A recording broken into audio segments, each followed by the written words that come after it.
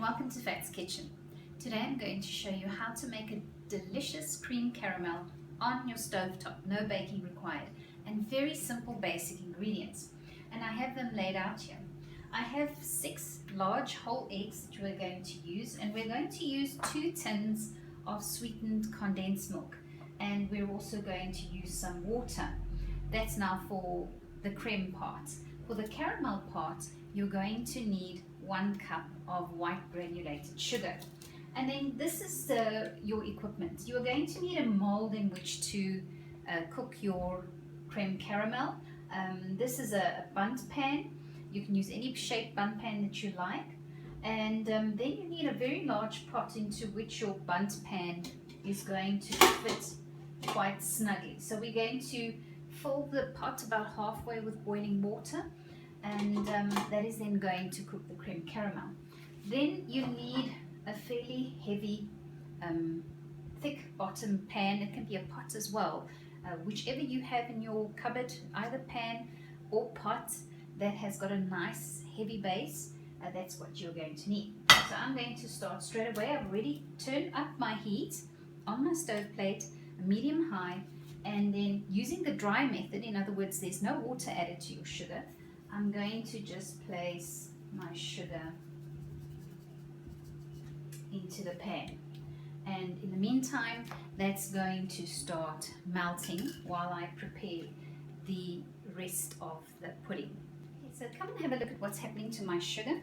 You can see already parts of the sugar have started melting. It's even caramelizing here in the center, and you can at this stage start mixing. Now this is going to result in a fairly lumpy mixture.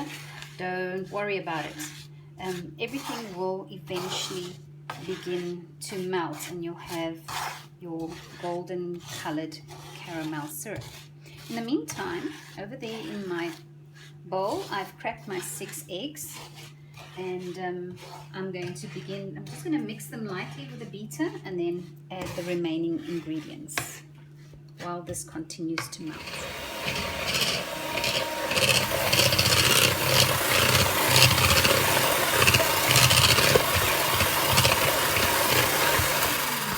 Okay, I've just broken up my eggs. Now let's just look at the progress on the caramel.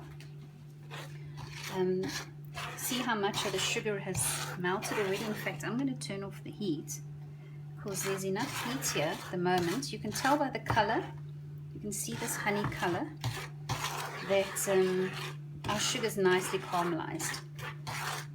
And this is where you've got to be careful that you don't over caramelize it, because it will lend a slightly bitter or very bitter, depending on how far you go, taste to your cream caramel. I actually like a little bit of a bitter taste.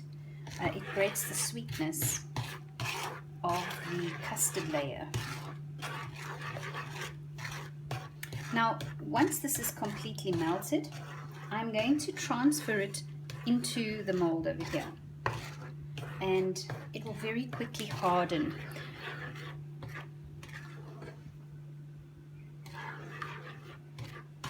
Just want to make sure I have the right color.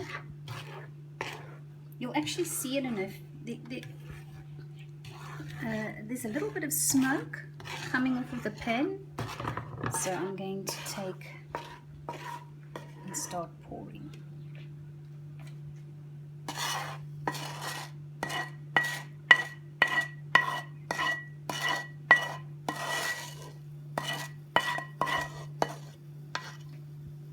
Now you've got to handle this bundt pan quite carefully, because the syrup quickly heats it up. Now you can just leave the syrup at the bottom, but I actually like to coat my bundt pan with the sugar caramel, and then it gives your entire cream caramel a beautiful color. Alright, so I'm going to leave that to set now and carry on with the custard.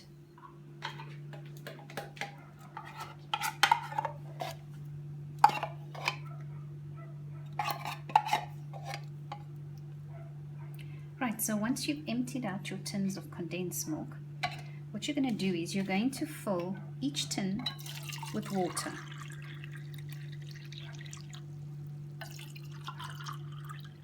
To the top,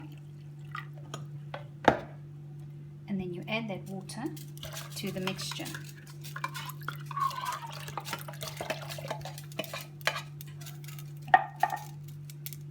And then we're going to blend this.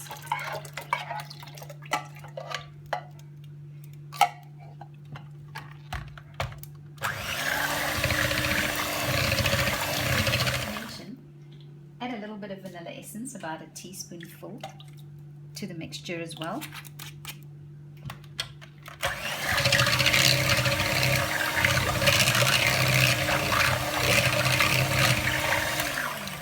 You don't want to get too much bubbles into the mixture, so I just basically blend it to combine everything. Once that's done, you pour it into the mold. Now that's the cold caramel crackling.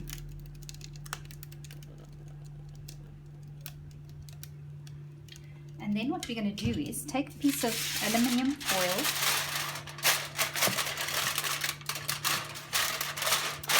and you're going to seal this off nicely, nice and tight, so that it's watertight.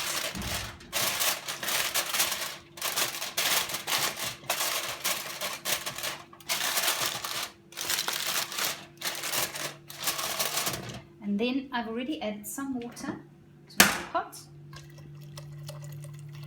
Just going to add till it's about halfway. And I've switched my stove plate on to medium. And I'm going to pop this in there.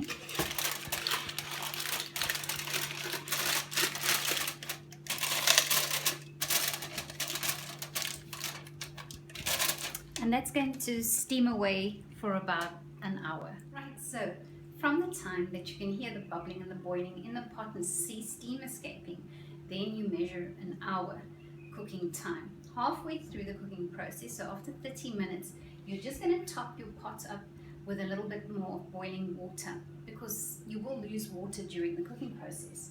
Right, so I've removed my mold from the pot, and I'm just going to show you. This is rather hot. It has a jiggle like jelly. Okay, so it's cooked. You can just test the top with your finger or a spoon to check that it's done. And what I'm going to do now, I'm going to wrap it up and I'm going to leave it at room temperature. Let it come down to about room temperature. And then I'm going to store it in the refrigerator. It's important that you serve this dessert ice cold. The beauty about this dessert is it's easy, it's simple, and you can make it a few days ahead of time. Keep it in your refrigerator until your guests arrive and you're ready to serve. And then you unmold your dessert into whatever dish you're going to present it in. And that's in fact what I'm going to do. I'm going to treat some of my colleagues in a few days' time to some delicious cream caramel. So I'll see you in a few days' time when I unmold. Well, I'm getting ready to unmold my dessert, and you can come and look. It moves, it shifts around quite easily, which means it's detached from the mold, so it's going to unmold quite easily, but it's still nerve-wracking. You then need a dish into which your pudding is going to fit perfectly, and then you flip it over, and there we go, your delicious creamy caramel dessert, ready to serve, ice cold. Thank you so much for watching. I hope you enjoyed this easy cream caramel dessert tutorial, and I'll see you next time.